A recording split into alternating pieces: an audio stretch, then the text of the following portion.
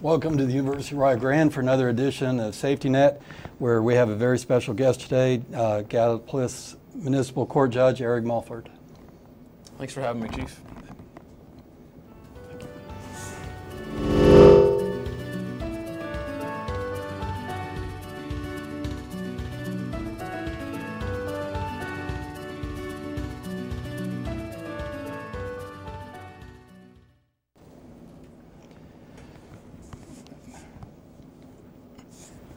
Thank you. My name is Scott Borden. I'm the Campus Police Chief for the University of Rio Grande. With me today is a co-host, as always, Lieutenant Barry Call of the Gallipolis State Highway Patrol Post, and a very special guest, Gallipolis Municipal Court Judge Eric Mulford.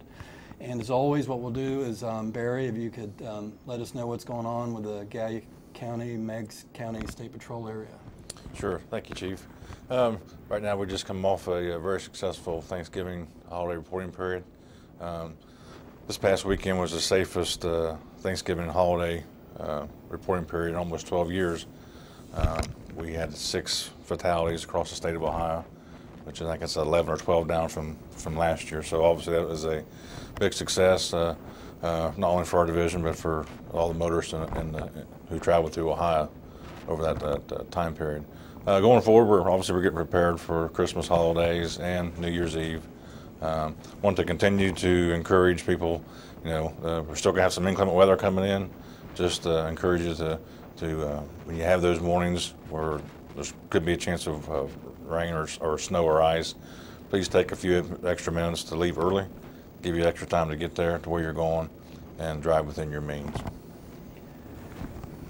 Well, and obviously you got some ice here the last week or so, and I know we talked about it in the past, but just a little bit about the difference between ice and snow, and maybe a little couple tips as we get around Christmas and New Year's.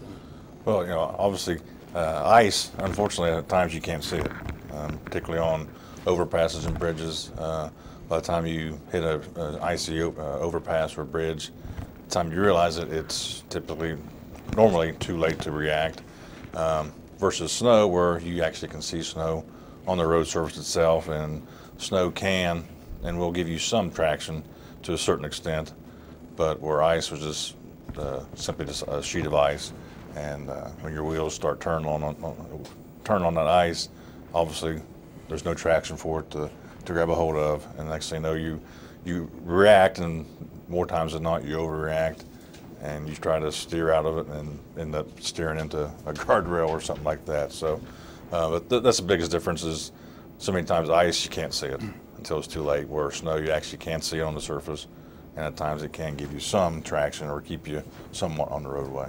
Yeah, thank you. It's obviously tough for everybody. I mean, that ice is just, I don't know that there is any tips for ice, but Judge, we're just really honored to have you here today. Not only as the fact that you represent us as a judge, but especially here at Rio Grande, where you were a former student here. My understanding is you actually worked for the campus police department for a while. So personally, I'd be very interested to hear more about that. But if you could just maybe let everybody know your background from Rio Grande and how you got into law and your education and what led you up to the point of becoming judge. Sure. Well, I did go to Rio Grande here. I was a student from 1996 through 2000, graduated in June of 2000. And when I was here, I actually worked for a gentleman by the name of Bill Wells. I had known Bill prior to coming to school here, and at the time he was the director of campus security. So one of the experiences that I got to have working with Mr. Wells was that during my 4 years here in college, we switched the security department over to a police department. So that was an interesting time to be involved, going through the Ohio Revised Code and switching that from security to an actual certified police department. But I did go to school here for 4 years. I received a bachelor's in American Studies. At that time, that was what the advisors recommended for a pre-law curriculum, and that was the comprehensive history and English program. Well, I'm sure, speaking for President Clark, she's very honored to have you as an alumni of the University of Rio Grande, and I know, being here for 8 years, I'm honored by that also. Obviously you went on to law school, and you could maybe describe where you went to law school and up to where you started your own private practice. Sure. Well, that whole process kind of started here at Rio. When you go to law school, one of the things you have to do, preferably at least a year before you are interested in going, is take the law school admissions test, or what we call the LSAT. So here at Rio, I took some courses as part of my bachelor's program that really helped prepare me for that. A big one was statistics, and that was taught by Dr. Michael Rhodes at the time. There's a lot of statistics on the LSAT, so having that statistics class was very helpful for me. But when I took the LSAT, you know, my score was acceptable. It was high enough to gain admission to most any law school. And so going forward, I actually took a year off from school after I graduated in the spring of 2000. I worked full-time for a year just to save up some money and pay off some bills. And then I started law school in the fall of 2001 at Ohio Northern University. And Ohio Northern is in a small town. It's I would compare the size of Ada, Ohio to maybe similar to Gallipolis in terms of population. The university is kind of known for law, engineering mostly. And I was there from 2001 through 2004 and received a law degree. And while I was there, I really didn't work in law school like I did during college. Especially during the first year of law school, we were prohibited from working. And law school is like a full-time job in and of itself. So I decided not to try to work during the school year. I would always come home and work here locally during the summers, though. And I think eventually, did you start your own practice, or did you go straight to the prosecutor's office? I did. I started my own practice.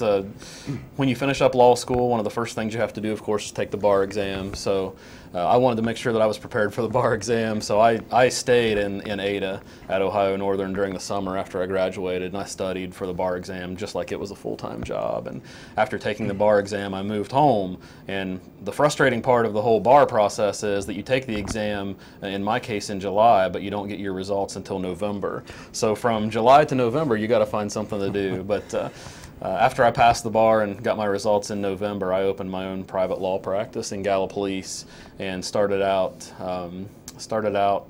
probably November of 2004, and in April, I believe, of 2006, I was hired by the prosecutor's office to be an assistant county prosecutor.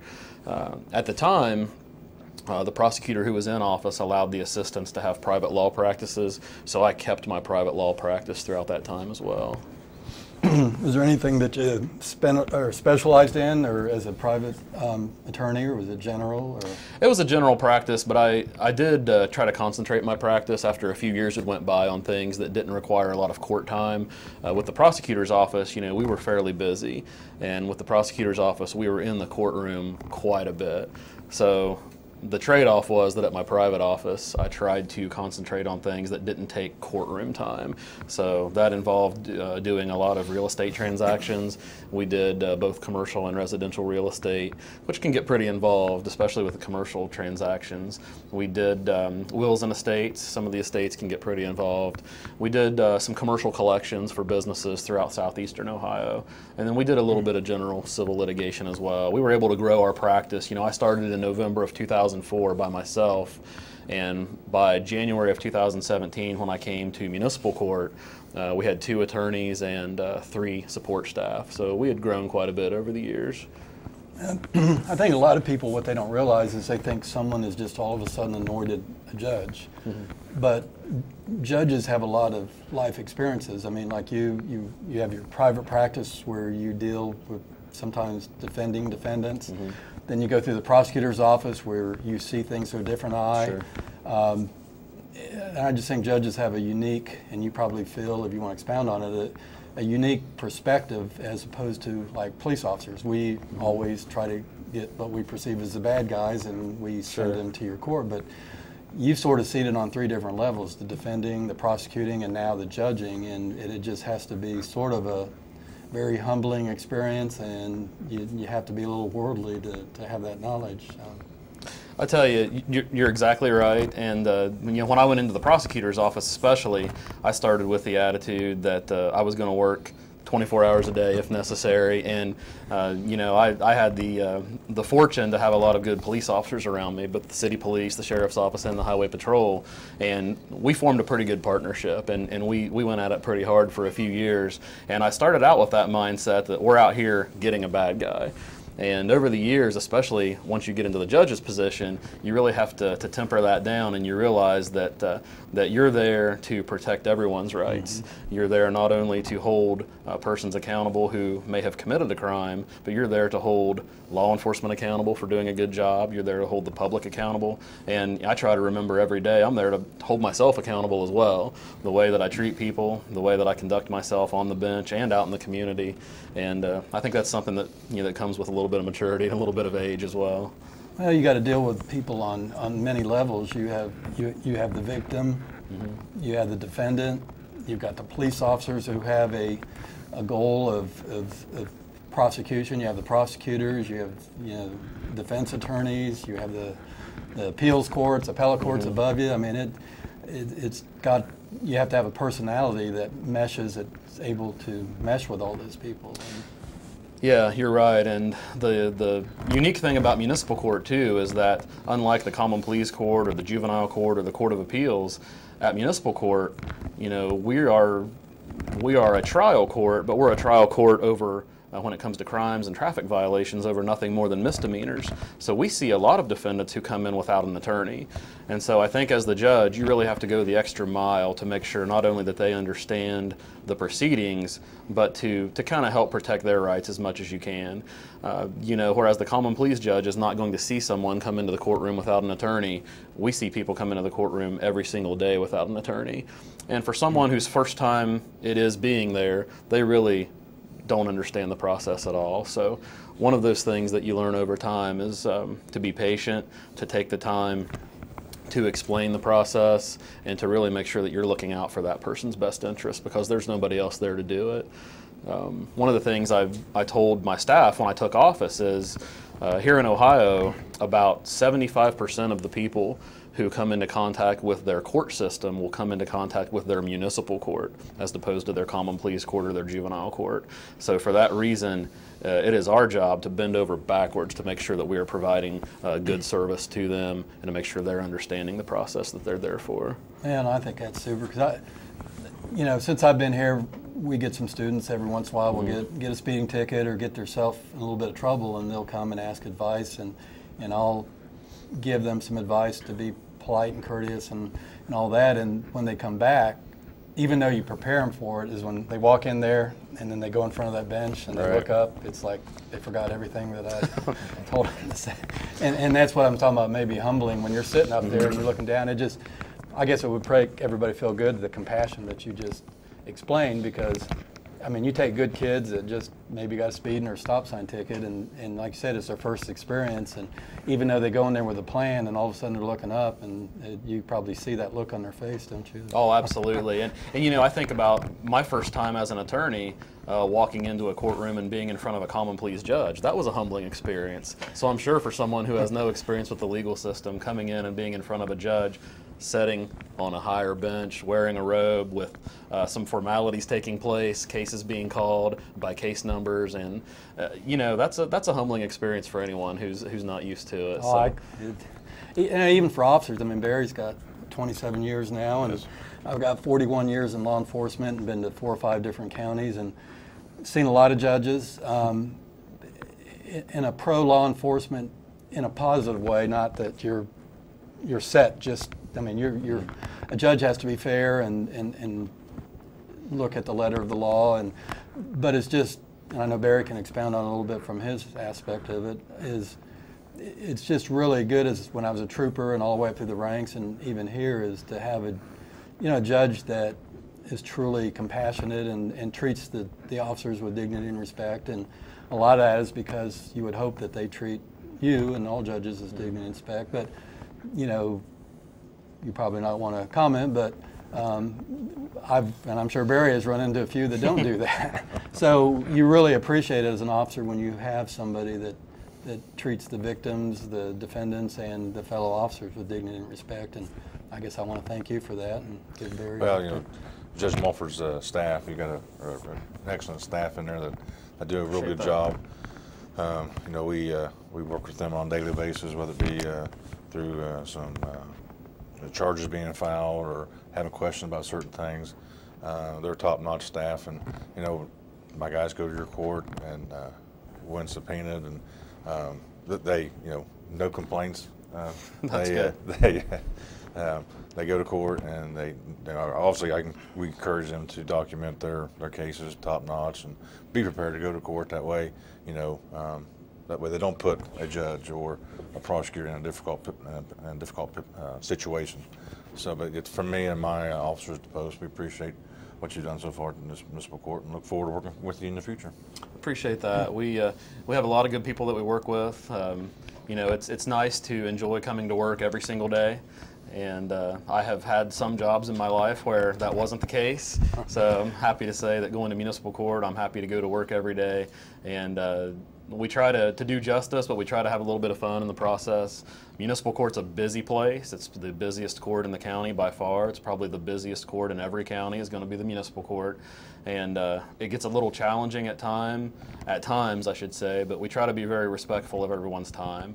If I see that there's a trooper in the courtroom and he's been subpoenaed for court for 9 o'clock, I do everything in my power to make sure that case starts at 9 o'clock. And you can't always get the attorneys and everybody on board to be ready at 9 o'clock on the dot. But typically, I know that a lot of those people may have been up all night working, and they're there on overtime. They want nothing more than to go home and go to bed. So, the little things that you can do to take care of people, whether it's the officer who's appearing, whether it's a victim who has taken off work to appear, whether it's someone who has a job who's taken off work to come in and contest a traffic ticket, they're passionate about. That's a big thing for us, is to treat them with respect and to try to respect their time and make sure things get started on time and run smoothly for them, if at all possible. And in that type of a hectic environment, it's not always possible. And we do run into a few people who don't necessarily treat anyone else with respect, and who sometimes don't have any respect for themselves, unfortunately. So things can get a little tense from time to time, but the majority of the time it doesn't work out that way. No, but overall it's great. And just one final thing on that, we're a small part of the law enforcement community in the campus, and we can be easily overlooked, being on the campus as a full police force. But I know in your first year you've sent me messages out of the blue every 2 or 3 or 4 months and said, do you guys need anything out there? And that's very much appreciated, when you could have just easily, we're not in your court all the time, and may not have the size of the other people. So just wanted you to know our officers appreciated that, and I do too. So how did you become judge? Well, becoming a judge was not something that I ever thought I would be when I was in law school. When I was in law school, my goal was to work for a couple of years in a larger city. I had my sights set on either Columbus or Cincinnati. I wanted to do some clerking, and then I wanted to come home and have a private law practice. And none of that worked out that way. So I didn't get any of the clerking type jobs that I'd applied for with judges.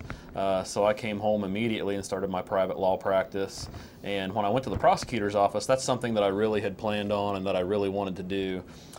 Judge was much different. The idea of becoming the municipal court judge in particular did not really come about until a year or two before it happened. And when the municipal court judge at the time, who was Margaret Evans, told me that she would be running for common pleas court judge, I started having some conversations with my family and some close friends, and trying to decide if I would want to run for municipal court judge when she left that position. And ultimately, she left her position to go be common pleas judge with 1 full year left on her term. And so when there's a vacancy in a judicial office in Ohio, the governor makes an appointment of someone. And in my case, the governor's office contacted me through the local Republican Party, because it is a political appointment when you first get that. And the appointment process was pretty interesting, actually. That involved a background check conducted by BCI. That involved a written questionnaire. If I recall correctly, there were about 75 questions. Some of those you could answer yes or no. Some of them were questions that had to be answered in narrative form. And then that also involved attaching a lot of writing samples, cases you'd submitted to the Court of Appeals and so on. So once that all went in, then after the background check was completed, I was called to the governor's office for an interview. And my interview was with a 2-person panel, legal counsel and director of appointments for the governor. And so that was an interesting process as well. It's a very, very neat process, I guess, to go into the governor's office and a state trooper meet you at the door and be escorted in there for an interview. But ultimately, I received a phone call from the governor's office that I would be offered the appointment at municipal court if I wanted it, and at that point I talked with my family enough to know that I would take that if it was offered. And so I took that appointment and started about 2 weeks after I got that phone call. And then my first year, it was necessary to run for the full term, and I ran unopposed. So I'm currently serving my own full term as municipal judge. And how long is that term? That's a 6-year term. All judges in Ohio serve 6 years, whether municipal court up to the Supreme Court. Every term is a 6-year term. So you've got 6 years from... I was elected in 2017 and will serve 6 full years. Will run for re-election if I choose to in year number 6 of You that really term. look forward to the re-elections probably, I'm sure. You know, I've always been interested in politics, so that doesn't bother me. Even though I was running unopposed, you know, I really enjoyed the process of going out and getting my petitions and speaking with the public the first time around. And it's not something that intimidates me. I stay pretty involved. You know, tonight I'm going to Conservation Club. You know, throughout the year I've been. We do a lot of things like sell split the pot at the various high schools, try to get out and support different churches and schools and fire departments in the community. So really being out in the community is not going to be anything new when the time comes to run again. Well, that's good. Well, a question came up from our audience here, Okay. and I was thinking about it a little bit earlier when you mentioned Judge Evans, is if you could, if it's possible to do it in a nutshell, is the difference between a municipal and the common pleas court. Because I think, like you said, very few people, 75% of the people, their first experience is with the municipal court, and you always hear people say common pleas, they don't know what the difference is or why you go where, but it's fairly simple, but Sure. Municipal court, the biggest thing that they'll tell you, common law, is municipal court handles misdemeanor cases. So misdemeanors are typically defined as anything that carries 6 months or less of jail time. In municipal court, we also handle evictions, small claims in Ohio. You can sue one another without getting an attorney for up to $6,000. And then we also have a general civil docket. You can sue someone in municipal court for up to $15,000, and that's, you know, that process is complicated enough that it typically requires an attorney. The common pleas court, unlike the municipal court, that has jurisdiction over felonies. So felonies are typically what we would consider anything that's punishable by going to prison: murder, burglary, robbery, breaking and entering, those types of offenses. Common pleas court is also where you'll find your civil lawsuits where there's a great amount of money at issue, over $15,000. that's, and you explained it perfectly, and that's makes it less confusing. But I think when people read in the paper and they hear somebody went to one court is just like if you, I guess, picked a hotel, which one you want to Sure. go to. You don't get to pick which court you go to. Sometimes Sometimes it varies people. Right. We have a lot of people Like come in before our you- front door and will say, I'm here for a marriage license, or I'm here because we want to file an adoption, or I'm here for a divorce. Well, you're at the wrong court. You need to go to common pleas court. So. There's got to be a lot of highs and lows in your, you know, do you have anything that sticks in your mind? I guess we'll start with what some low moments are, the things that aren't so good about being a judge, I guess. Well, I guess it's all how you handle it, but I'm very schedule oriented, I'm very structure oriented, so if the day comes and we're running 2 hours behind schedule because somebody else failed to plan ahead or somebody else failed to show up on time, that's pretty challenging for me because that really irritates me. So I can't say that there's necessarily any real lows. You know, if it's a low, it's because you've allowed it to become a low, I suppose. But I'll tell you, as far as the good things go, you asked me before we came on a little bit about drug court. We do have a drug court. We call it a recovery court to give it a little more positive connotation.